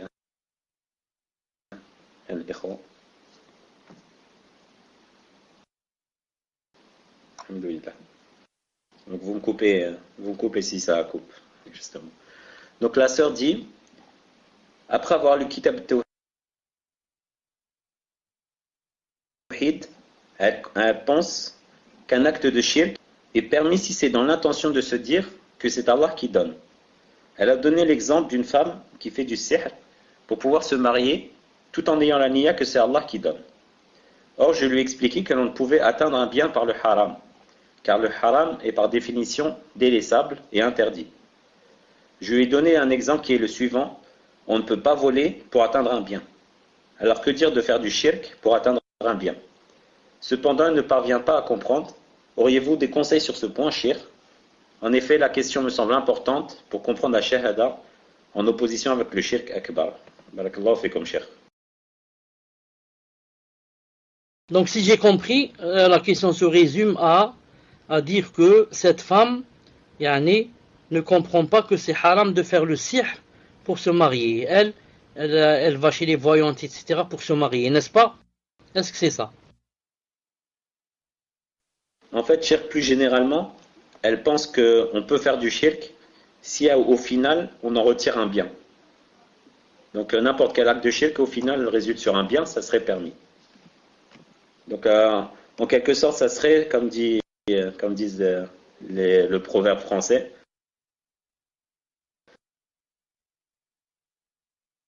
la fin justifie les moyens. Les gens de la Sunna et de la Jama'a disent que ça s'appelle ce qu'on dit, yani une conception, si je puis dire, machiavélique, comme ça ils disent, de Machiavel, qui est connu, que la fin justifie les moyens. C'est-à-dire, le muhim, j'arrive à la fin, même l'essentiel, la fin est bonne et bien. Donc, le moyen, yani, voilà, machiavélique. Le moyen, n'importe qu'en islam, tout ça c'est faux. Et l'wasa'il, aydan lahum ahkam al-maqasid. Et même les moyens en islam, ont des jugements de quoi? Des finalités, des buts. But. Le but. Est-ce que c'est quelque chose de bien ou quelque chose de mal? Si le mal, je délaisse le but. Si maintenant le but est quelque chose de bien, je dois choisir un moyen qui est permis. Un moyen légiféré. C'est comme ça en islam. On peut arriver à un but qui est bien en choisissant un moyen qui est mal ou qui est interdit. D'un côté, il y aura des péchés et de l'autre, si elle arrive à ce but ne restera pas longtemps chez elle et sera dépourvu. Pourquoi? Parce que j'avais perdu le micro avant. Donc je vous dis, Cheikh, la sœur, donc, d'après ce que j'ai compris, a dit que le shirk, pour atteindre un but, c'est permis quand on sait que ce but vient d'Allah Azza wa Jal. C'est-à-dire que le résultat vient d'Allah Azza wa Jal, mais on utilise le shirk pour arriver à ce résultat. Barakallahu fikum, Cheikh. je dis, d'où détient-elle cela? Où est-ce qu'il y a dans le Coran, dans la Sunna, que c'est permis de faire le shirk pour arriver à un but que Allah subhanahu wa ta'ala aime? C'est tout. Maintenant, c'est le contraire. C'est nous qui lui posons la question. D'après sa compréhension du Kitab Tawhid. Abadan. Jamais il y a ça dans le Kitab Tawhid. Jamais. Il est interdit. Pour arriver à quoi? Pour arriver au halal. Et encore le shirk. Certes, s'il y a deux haram et qu'on doit faire l'un des deux haram, ma'alish, on fait le haram, on fait le moindre. Parce qu'on est obligé de faire l'un des deux. Dans ce cas, on choisit le moindre des deux. Mais, on a le choix. Et on veut faire quelque chose de halal, pas de haram, on va lui choisir un moyen qui est haram, non. On a un jugement de quoi? Les jugements des finalités. C'est-à-dire que les moyens, c'est pas nous on choisit qu'est-ce qu'on veut comme moyen pour arriver au but. Même si c'est un but que Allah Ta'ala a prescrit. Non. On doit choisir aussi les moyens légiférés. C'est pour ça qu'on a dit tout à l'heure, on n'adore qu'Allah avec le biais du prophète sallallahu alayhi wa sallam. On l'adore pas comme ça de nos têtes en faisant ce qu'on veut. Non. Donc si elle dit qu'il y a un passage dans Kitab Tawhid qui dit comme ça, je lui dis, elle n'a pas bien compris ce passage et qu'elle nous donne le passage dans le prochain cours si elle veut. On va lui expliquer qu'elle a compris mal. Bi'idnillahi ta'ala. Tfaddal. Allah fait comme Cheikh. Question suivante. Cheikh, dans le cours, vous avez évoqué le hadith de la prostituée. Pouvez-vous nous donner le sharh de ce hadith? Barakallahu fikum, Cheikh. Ibn Mohammed, il y a toujours des coupures chez toi, معلش. المهم, j'ai compris le hadith, j'ai compris. Je dis, Inch'Allah Ta'ala, vous savez qu'on est maintenant, c'est chez vous. Allahu Alam. المهم. Donc disons c'est en Algérie, ou les autres ils s'entendent bien. Je disais, on est maintenant dans la aqidah, ça, et on est spécialement dans la foi. Donc c'est très important de corriger sa foi et de bien apprendre. Naam, toutes les questions ont une grande valeur, même si elles paraissent minimes. Car vous savez, la aqidah, c'est la base pour laquelle on vit. Al-Muhim. Donc la question c'était... c'était quoi la question? Écris un mot. Écris un mot, c'était quoi la question? Sharh, voilà.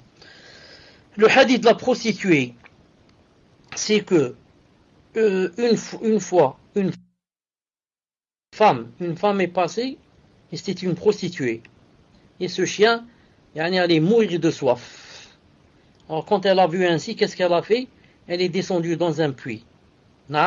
Et lui a ramené de l'eau dans, disons, son soulier ou bien sa sandale et lui a donné à boire.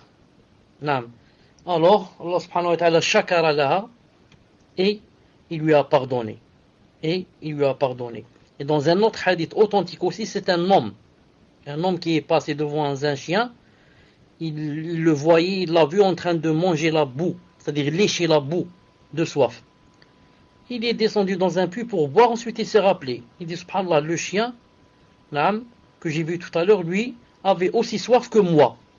Alors lui aussi, il a enlevé son soulier et il lui a donné à boire. Et Allah subhanahu wa ta'ala lui a pardonné. Si quelqu'un va dire, vous avez dit que les deux hadiths sont authentiques, mais il y a une contradiction. Dans le premier hadith, vous avez dit que c'est un homme, et dans le deuxième, vous avez dit que c'est une femme, une fornicatrice. C'est quoi la réponse? Car il se peut que vous tombiez avec quelqu'un, je sais qui, et qui va dire dans la sunna il y a des contradictions. Regardez les hadiths, ils sont authentiques, les deux, et ils sont dans Bukhari, et l'autre il dit c'est un homme, ensuite l'autre hadith il le contredit, il dit non, c'est une femme, une fornicatrice. C'est quoi la réponse? La réponse très claire, très simple. On dit, naam, où est l'impossibilité que cette histoire ait eu lieu deux fois? Une fois, c'est un homme qui est passé, et il a trouvé un chien, il lui a donné à boire. Allah Ta'ala lui a pardonné. Et une autre fois, 100 ans après ou avant, il y a une femme qui est passée, c'était une fornicatrice, et ça lui est arrivé la même histoire, et elle a donné à boire à un chien. Où est la contradiction? Oui, c'est très clair, aucun problème bi'idnillahi ta'ala. Donc, Allah subhanahu wa ta'ala a quoi? A excusé, disons, comment dire, à pardonner à une fornicatrice. La fornication, c'est pas une chose facile, ça. Et Allah Ta'ala lui a pardonné pour avoir donné à boire à qui? Pas à un musulman, à un chien. Un chien souillé, najis, s'il doit laver l'assiette 7 fois. Subhanallah al-Azim, c'est montrer quoi? La grande miséricorde d'Allah subhanahu wa ta'ala. Comment pour une petite chose, il peut pardonner des grandes choses. Pour une petite chose. Et celle-là, sûrement, qu'elle l'a fait vraiment avec une grande sincérité. Elle l'a fait vraiment avec une grande sincérité envers Allah subhanahu wa ta'ala. Tfaddal. Salam alaikum. Est-ce qu'il y a du son? Alhamdulillah. Le temps que le frère Ibn Mohammed se reconnecte, je vais poser la question suivante. Question d'une sœur. Je voudrais bien comprendre les trois types de tawahid. En résumé, bien sûr, Inch'Allah. Ainsi que les sous-catégories de ces trois types de tawahid. Exemple, le tawahid al-rububiyya se divise en trois. Celui qui crée, celui qui gère. Entre parenthèses, la gérance et l'autre, j'ai oublié. Barakallahu fikoum, cheikh, de m'éclaircir. Tafaddal, cheikh. Là, maintenant, quand je t'ai entendu, je reconnais que les coupures, ça vient de chez moi, c'est pas de chez vous. Donc, là, je croyais que c'était seulement avec Abou Zakaria. Maintenant, toi,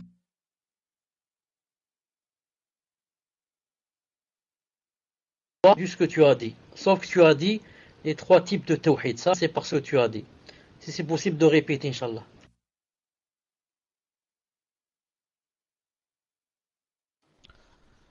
Naam, cher.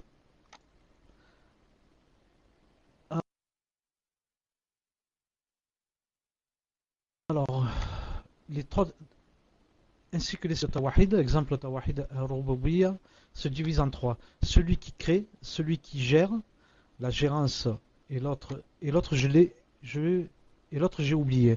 Barakallahu fikum cher de m'éclaircir.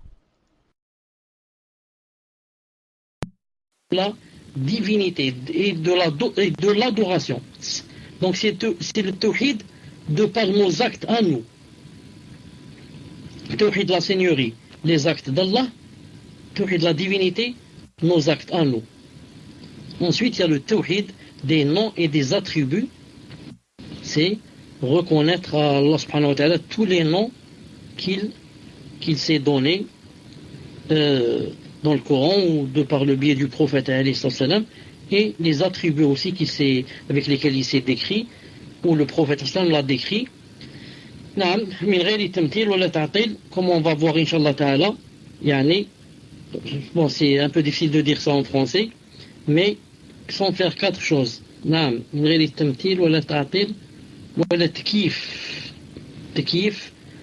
Voilà, il reste une chose. Il y a une chose que j'ai oublié de dire dans la 4e. Donc, min ghayri ta'til, wala tamthil, tamthil à la place de tashbih, wala takif. Je ne sais pas si j'ai dit tamthil. Wallahu ta'ala alam. Voilà, Inch'Allah ta'ala. Tfaddal. Non, question suivante, cher. Question d'une sœur. qu'Allah vous préserve ainsi que tous nos frères et sœurs. Une personne a dit cette parole. Mohammed, dernier des messagers envoyés afin de guider l'humanité. Je souhaiterais savoir si cette parole est correcte et si vous pouvez retranscrire la définition du messager Barakallahu fikum. Tfadal cher. Non, elle est correcte. Dernier des messagers, c'est le dernier, c'est vrai. Pourquoi elle a été envoyée? Pour guider l'humanité vers l'islam et vers l'adoration d'Allah subhanahu wa ta'ala. Si c'est ce qu'elle veut dire, c'est correct. Bi'idhnillahi ta'ala. Quant à qu'est-ce que ça veut dire Rasoul? Rasoul, sa définition, c'est quelqu'un qui vient avec une nouvelle risala. Quelqu'un qui vient avec une sharia, une nouvelle sharia, législation. C'est ça ce qu'on dit de lui, un rasoul, contrairement au prophète qui ne vient pas avec quelque chose de nouveau, mais marche, disons, suit le prophète, le messager qu'il a suivi, suit la sharia du messager qu'il a suivi. Et certains ont dit le messager est aussi celui qui a été envoyé à des gens avec lesquels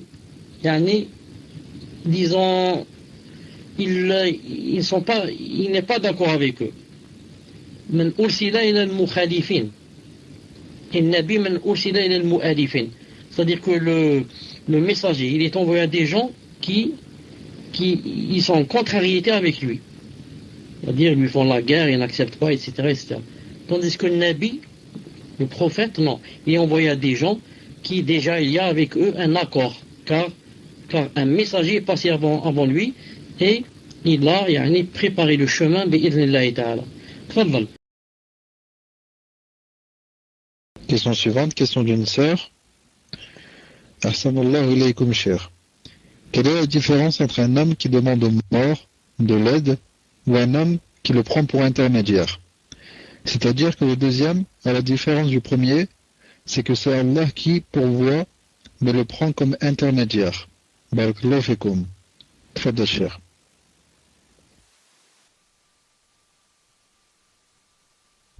Non, j'ai pas compris cette question, barakallahu fik. En fait, elle veut savoir quelle est la différence entre, par exemple, si je demande à un mort directement qu'il m'accorde quelque chose, donc je m'adresse au mort pour qu'il m'accorde un bien quelconque, et la différence entre le fait que là je demande à un mort qu'il fasse l'intermédiaire pour moi en demandant à Allah qu'il m'accorde une chose. Quelle est la différence entre les deux?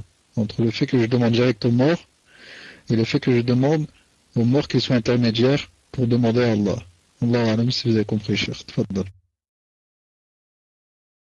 Ah non, j'ai compris. Parce que je croyais que tu disais, je demande à un homme. Alors que toi, tu disais, je demande à un mort. Non. Et ça, c'est-à-dire ce que j'ai pas bien compris. Quand on demande à un mort, non, de nous donner des choses, non, ça on rentre dans le coffre directement. Famt, c'est shirk akbar. Et quand on prend un mort pour intermédiaire, on a fait un grand péché.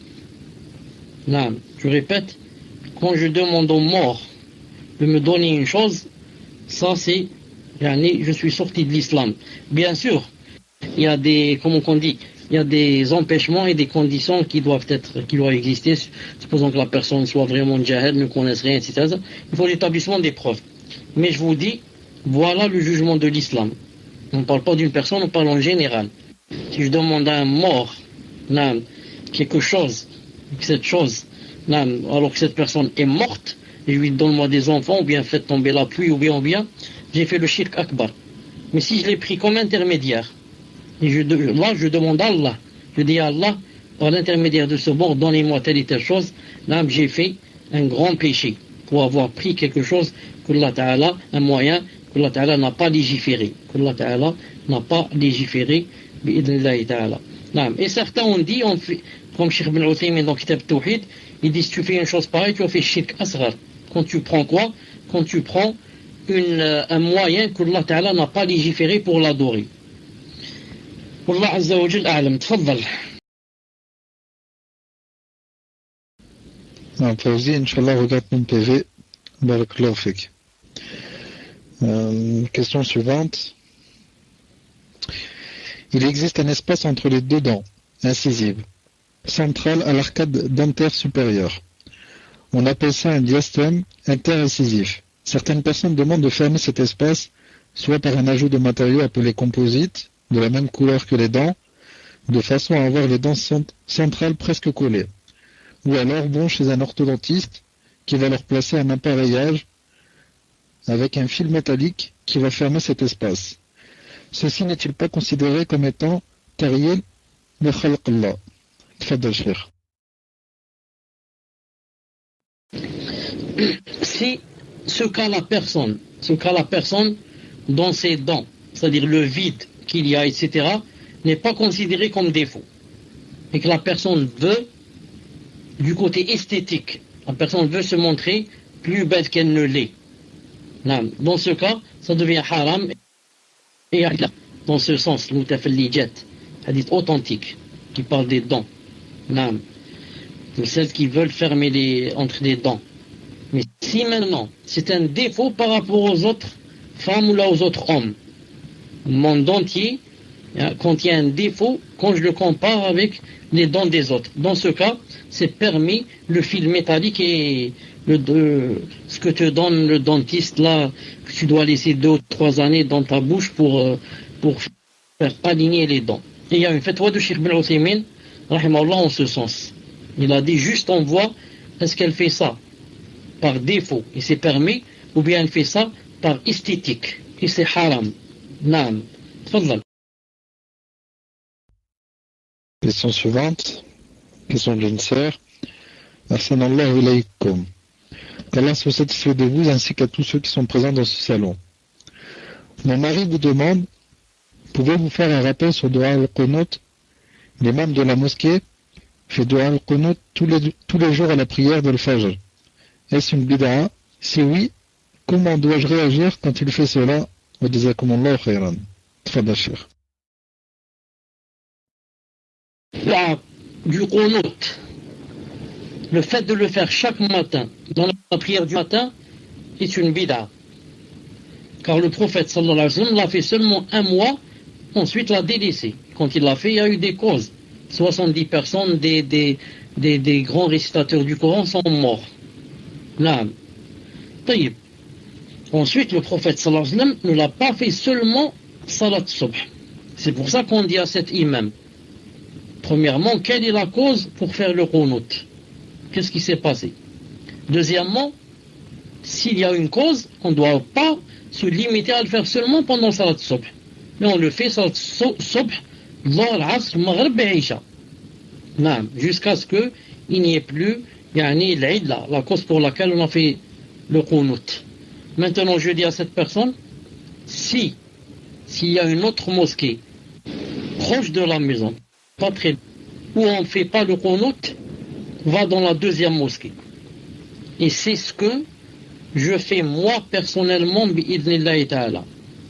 Nous, on a dans le quartier où j'habite, on a un imam qui ne faisait pas le qunut. Maintenant, ça fait 2 mois, il a commencé à le faire.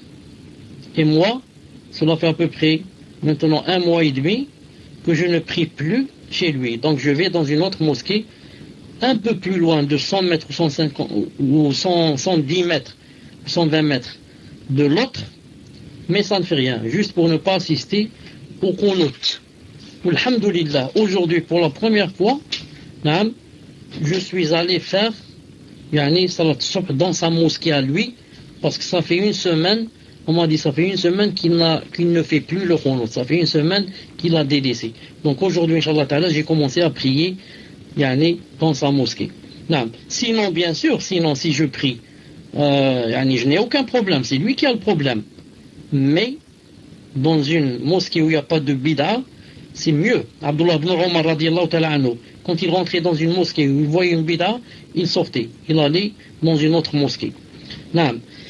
Donc je dis ça seulement pour quand il y a 2 mosquées ou 3. Mais s'il n'y a qu'une seule, on doit prier derrière lui, même s'il fait plus que le qunut, bien sûr. Tfadlal. On passe des choses qu'elle a dit sur eux. Quand j'ai vu ce comportement, je me suis un peu écarté d'elle, mais je suis toujours en contact avec elle. Peut-on dire que c'est une salafia et dois-je m'écarter d'elle? Jazakumullah khayran du temps que vous nous accordez ainsi qu'aux admins. Amin. Fadal Cheikh. C'est possible que ça soit toujours une salafia et que c'est juste qu'elle a un problème. Elle n'est pas parfait à 100%. Il a des défauts, bien sûr, il a des défauts. Il faut juste lui montrer ses défauts, peut-être qu'il se corrige, lui donner des nahas. Tout à l'heure aussi, quelqu'un m'a téléphoné en me disant qu'il y avait quelqu'un dans leur ville qui était salafi, qui a étudié au Yémen et ceci, cela, machallah. Mais il parle sur les savants, il critique. Il dit pourquoi tel savant, pourquoi par exemple sa fille va à la faculté, et pourquoi tel savant, en parlant d'Abdelrazak al-Badr, bon, c'est pas bien cité les noms, il a dit, il fait des fautes en arabe, pourquoi ceci, pourquoi Ferkous il a ceci, pourquoi cela. Et il est salafi, il vient du Yémen, et il a étudié, il a ceci, il a cela. Non. D'ailleurs, vous me rappelez une chose, il y a à peine 10 jours, quelqu'un aussi qui se dit salafi. Il dit salafi. En parlant de moi et de mon salon, il a dit pourquoi celui-là il a du monde et c'est pas bien comme ça. Pourquoi Cheikh Fawzan n'a pas de monde quand il vient sur Paltok alors que celui-là, un petit talibul ilm, il atteint jusqu'à 200. Il a dit c'est pas normal. Puis et ça aussi c'est salafi. Ça c'est Zama salafi. Fawzan n'a pas de monde quand il vient au Paltok. Il a seulement combien? 20 ou 25. Mais il a oublié que Cheikh Fawzan, quand il fait cours dans la mosquée, il y a 2000 et 10 000. Ça, il a oublié. Il a oublié que Cheikh Fawzan, on ne lui assiste pas parce qu'il ne connaît pas le français. Et moi, on assiste à moi, c'est pas parce que je suis plus savant que Cheikh Fawzan, mais parce que je parle français, c'est tout. C'est tout. C'est pour ça que les francophones assistent. Parce qu'ils n'ont pas un autre ou assisté qui connaît bien qui peut parler en français et en arabe. C'est tout. C'est pas parce que... Mais, subhanallah, Donc des salafis, il faut s'attendre à tout. Les salafis, c'est comme tout le monde. Il y en a qui ont le hasad, il y en a qui ne voient pas loin, il y en a qui veulent le prestige, il y en a qui... Et comme ça. Subhanallah, donc,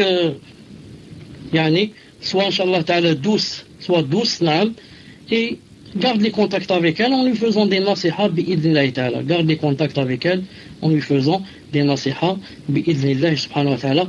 Quand vraiment tu sens que tu ne peux plus, elle dit des choses qui vraiment te font de la peine ou bien, tu peux te suffire seulement au salam, sans être très proche d'elle. Te suffire seulement au salam quand vous vous rencontrez bi'idnillahi ta'ala. Naam, tfaddal. Question suivante, question d'une sœur. Une sœur vit seule avec ses 2 enfants, alhamdulillah. Sa famille vit au Maroc. Elle n'a pas de famille et a été divorcée à 2 reprises par 2 hommes différents. Suite à son dernier divorce, son ex-mari veut lui retirer la garde de son enfant.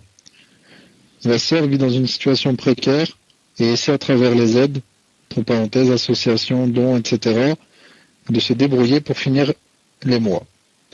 Est-il possible pour la sœur de faire valoir ses droits, pension alimentaire pour ses enfants, dans les tribunaux des mécréants? Fadachir. Il y a 2 ou 3 fatwas de grands savants, entre autres Cheikh Al-Albani rahimahullah, qui disent que c'est permis avec des conditions. La première, d'être dans la contrainte, comme peut-être c'est le cas de la sœur ici.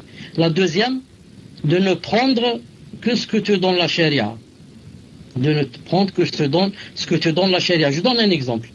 En islam, une femme, quand elle est divorcée, elle n'a pas droit à la maison. C'est-à-dire si la maison n'est pas en son nom, ni elle n'est associée avec son mari. Si c'est son mari qui l'a acheté, elle n'a pas droit à la maison. Maintenant, supposons qu'elle aille prévaloir ses droits pour ses enfants. Son mari ne donne plus la pension à ses enfants. Et au tribunal, on lui donne donc le droit à la pension plus le droit à la maison. On dit au mari, tu sors de la maison, c'est elle qui va prendre ta place. Dans ce cas, c'est interdit. Elle accepte la pension, elle n'accepte pas de retourner à la maison. Vous avez compris? Non. Fadlal. Question suivante, question d'une sœur. Hayakumullah. Quelle est la différence entre le kufr et le shirk? Est-ce qu'un kuffar est considéré comme un mushrik et un mushrik comme un kuffar? Si vous pouvez développer et donner un exemple, barakallahu fikum. Fadal Cheikh. Là, Fawzi, d'accord. Wallah, c'est possible en disant que si je peux, je décroche.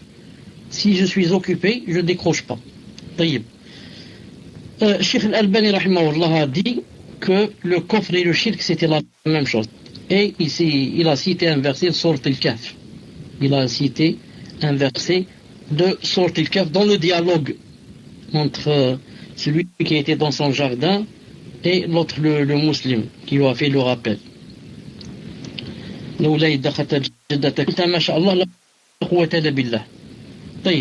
Cheikh Al-Albani a dit que c'était la même chose. Mais ce qui est connu des savants, c'est que quoi?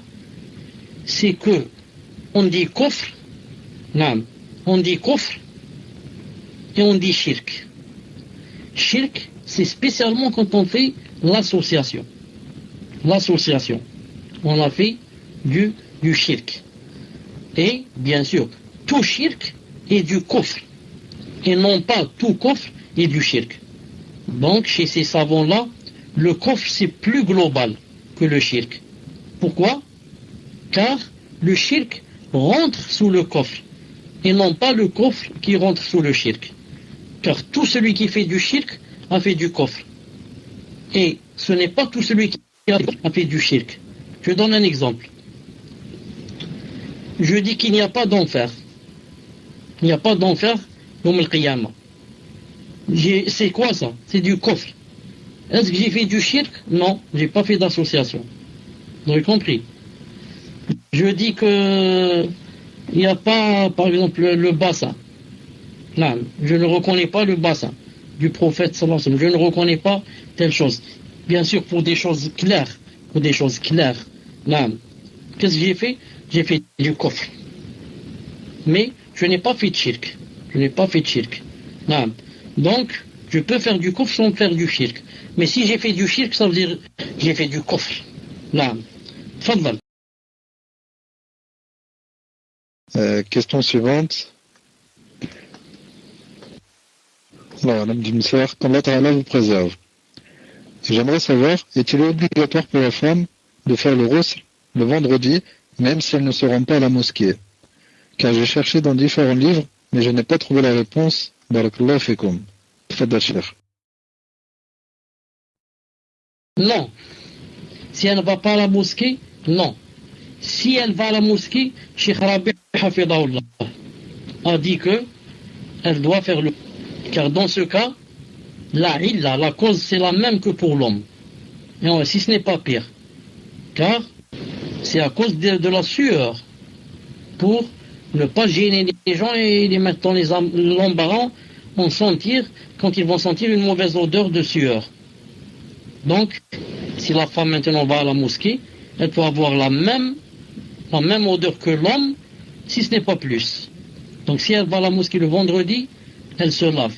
Si elle reste à la maison, elle ne se lave pas, bi'idhnillahi ta'ala. Tfadlal. Question d'une sœur. Une sœur et son époux souhaitent faire la hijra en Jordanie, à Amman. Qu'Allah leur facilite si c'est un khir. Amin. Pouvez-vous leur donner des recommandations sur ce pays? S'il y a des tulab al-ilm, des lieux à éviter, si vous en connaissez? Ils ont entendu dire qu'il y avait un talib al-ilm nommé Abu Islam, élève de Cheikh Muqbil, rahimahullah, etc. Qu'Allah nous facilite à tous la hijra.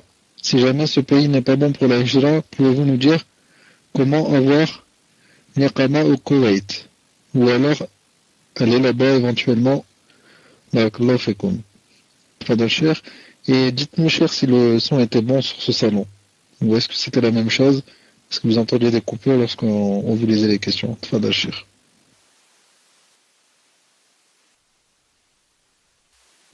Pour moi, j'entends Masha'Allah sur ce salon. Je sens que le son est Masha'Allah pour moi. Quand je vous entends. Maintenant, quand je parle, je ne sais pas. Qu'est-ce que tu as dit après le Koweït? Tu as dit de nous montrer comment si c'est pour le Koweït. Ensuite, tu as dit ou là tu as cité un autre pays. Est-ce que entendu? Tfadlal. D'abord l'Iqama au Koweït. Après cela, qu'est-ce que tu as dit après au Koweït? Tfadlal. Non, mais elle a juste dit et où aller là-bas éventuellement. À quel endroit, Wallahu a'lam. Je pense que c'est ce qu'elle a voulu dire. Tfadal Cheikh. Non, pour la Jordanie, je ne sais pas comment ça se passe sur le point quand on met, on ne parle pas de religion. Comment ça se passe dans la société, c'est cher, c'est pas cher, ces choses-là de vie, je ne connais pas. Ça. Reste maintenant, c'est comment ça va, c'est comment là-bas le dîner, etc. Là-bas, il y a 2 ou 3 ou 4. Il y a 2 qui s'appellent, comme vous savez, qui s'appelle Halabi, l'autre qui s'appelle Mashhour, l'autre qui s'appelle le troisième le Hilali. Là, voilà, c'est l'Hilali. Et le quatrième, il y a même un quatrième, on rappelle Moussa Nasr. Et le problème, c'est que ceux-là ont été critiqués par les grands savants. Ils leur ont fait des critiques sur certains points. Reste maintenant qui? Reste celui qu'elle a cité. Abu Islam, je ne connais pas, j'ai jamais entendu parler de lui. Je ne connais pas, j'ai jamais entendu parler de lui. Quand je dis je ne connais pas, ça ne veut pas dire qu'il n'est pas bien. Peut-être que c'est un savant, je ne le connais pas. Allahu a'lam. Donc, c'est à elle, c'est à ce couple de voir. Je n'ai pas une grande idée sur ce pays. Reste pour le Koweït, j'ai bien demandé cette fois. Parce que la fois passée, je vous avais demandé que j'allais demander. Quand j'ai demandé, on m'a dit que ça, on m'a confirmé que pour quelqu'un qui arrive là-bas, s'il a la nationalité française, il peut vite, on lui donne le visa pour rentrer. Mais il m'a dit, on lui donne seulement 3 mois. C'est-à-dire après 3 mois, il m'a dit c'est difficile de faire quoi? De faire l'iqama, si bien sûr, sauf si, par exemple, quelqu'un a une licence pour travailler là-bas, ou sinon, pour aller comme ça, seulement pour sans licence, il m'a dit c'est difficile. Mais les 3 mois, pour étudier pendant 3 mois l'arabe, etc., on les lui donne, bi'idhnillahi ta'ala. Naam. Tfadlal. Donc la dernière question pour ce soir, cher, question d'un frère. Qu'Allah vous couvre de sa miséricorde le jour du grand rassemblement et qu'il nous réunisse tous auprès de notre prophète bien-aimé, sallallahu alayhi wa sallam. Il y a un hadith qui a mis beaucoup de shubuhat. Il s'agit de celui où le prophète sallallahu alayhi wa sallam dit à propos de la région du Najd, de là sortira la corne de Shaitan. J'ai vu beaucoup, trop d'ennemis de la Salafiyya l'assimiler au cher Mohammed ibn Abdul Wahhab. J'aimerais savoir s'il s'agit d'un hadith authentique ou si les savants ont donné une explication à ce sujet. Jazakumullah khairan. Le hadith en question, donc le prophète sallallahu alayhi wa sallam a dit: ô mon Dieu, bénis pour nous la Syrie. Ô mon Dieu, bénis pour nous le Yémen. Les gens présents dirent alors: et le Najd. Il reprit: ô mon Dieu, bénis pour nous la Syrie. Ô mon Dieu, bénis pour nous le Yémen. Ils dirent: et le Najd. Et je crois qu'à la 3e fois, il a dit: dans cet endroit, il y a des tremblements de terre, des séditions, et c'est à cet endroit que se lèvera la corne du diable. Tfadal cher. Le hadith est authentique. Je voulais savoir la phrase que tu as dit, que j'ai pas bien entendu, qui a rapport avec Mohammed, avec Cheikh, comment il s'appelle, Mohammed ibn Abdul Wahhab. Est-ce qu'elle a cité ce nom? Tfadal.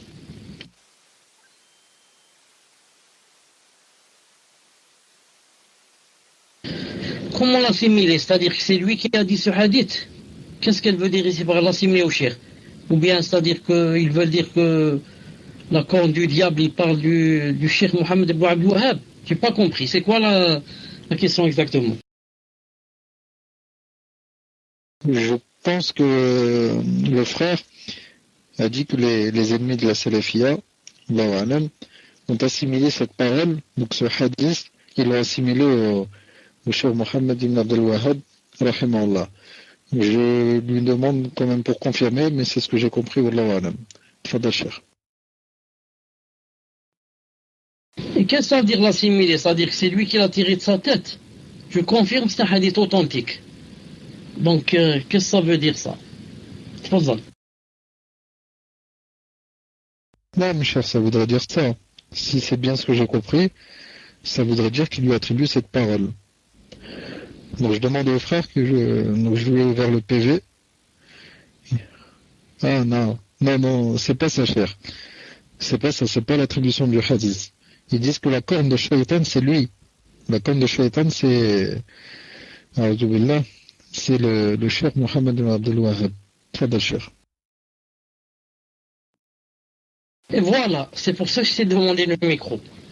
C'est pour ça que j'ai demandé le micro pour te dire que je pense qu'il va dire que c'est la corne, c'est-à-dire que c'est lui. C'est Mohammed ibn Abdul Wahhab qui est visé dans ce hadith. Et la réponse est claire. Même celui qui a posé la question a dit que les ennemis de la Salafiyya, les ennemis, c'est vrai que ce sont des ennemis. Subhanallah al-Azim. Mohammed ibn Abdul Wahhab, c'est pas seulement un cheikh, mais les savants, je dis les savants, quand ils parlent de lui, ils disent Cheikh al-Islam, comme ça ils disent. Cheikh al-Islam, Mohammed Wahhab. Cheikh al-Islam, quand ils parlent de lui, les savants disent Cheikh al-Islam. Ça suffit seulement, regardez, ça suffit seulement pour voir s'il était dans le vrai ou dans le faux. Regardez, il a écrit un petit livre, qui s'appelle Usul Salata. Un petit livre, où il y a seulement trois choses. Ça, 3 choses seulement. Et, subhanallah al-azim, combien ce livre a marché, combien qu'il a circulé, et combien Allah subhanahu wa ta'ala l'a propagé dans le monde, où c'est très rare que tu trouves par exemple quelqu'un qui se dise salafi, qui a connu la salafiyya, il n'a pas connu ce livre, ou du moins ne l'a pas lu, ou n'en a pas lu une partie. Non. Tellement Allah subhanahu wa ta'ala a béni ce livre. Non. Et il a propagé dans, où tu vas, là où tu vas. Tu parles de ce livre, il est connu, subhanallah al-azim. Et pourtant il comporte des choses très simples à l'intérieur. Je prouve que ma religion c'est l'islam, et que Allah subhanahu wa ta'ala c'est mon Seigneur, et que le prophète islam je le suis. Et ensuite les adillas de cela. Subhanallah al-azim. Comme disent les savants, ils disent, c'est comme même Cheikh Ibn Uthaymin dit cela, il dit, regarde les livres qui se propagent, pour que tu saches, cette personne, si Allah subhanahu wa ta'ala lui a béni, ce qu'elle a fait, ses efforts, ou ne lui a pas béni. Subhanallah al-azim. Non.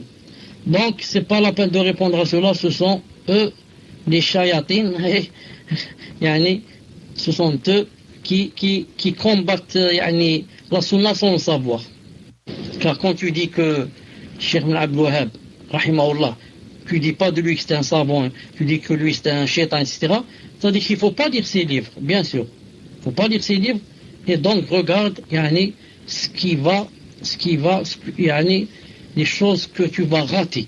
Les choses que tu vas rater, et que tu ne sauras pas, même si c'est un livre qui contient des choses de la base, c'est pas approfondi, mais c'est un livre comme vous savez très très bénéfique bi'idhnillah ta'ala. D'ailleurs même Cheikh Ibn Uthaymin rahimahullah l'a expliqué d'une façon mashallah. Moi une fois quand j'étais au Koweït, j'ai expliqué ce livre à certains, mais vraiment surtout si vous lisez les fawaïd de Cheikh Ibn Uthaymin sur ce livre, comment masha'Allah il a expliqué, et vous savez Cheikh Ibn Uthaymin rahimahullah, quand il commence à expliquer une chose, c'est seulement Bismillah ar-Rahman ar-Rahim, et Bismillah ar-Rahman ar-Rahim, il va t'expliquer dans une page ou deux. Tellement Allah ibarak, Allah subhanahu wa ta'ala l'a gratifié de sa lumière. Donc, Inch'Allah Ta'ala, on va arrêter ici. On va se rencontrer, Inch'Allah Ta'ala, très bientôt, Inch'Allah Ta'ala, يوم السبت بإذن الله تعالى. سبحانك اللهم وبحمدك. أشهد أن لا إله إلا أنت أستغفرك وأتوب إليك. فيكم بارك الله. جزاكم الله خيرا. السلام عليكم ورحمة الله وبركاته.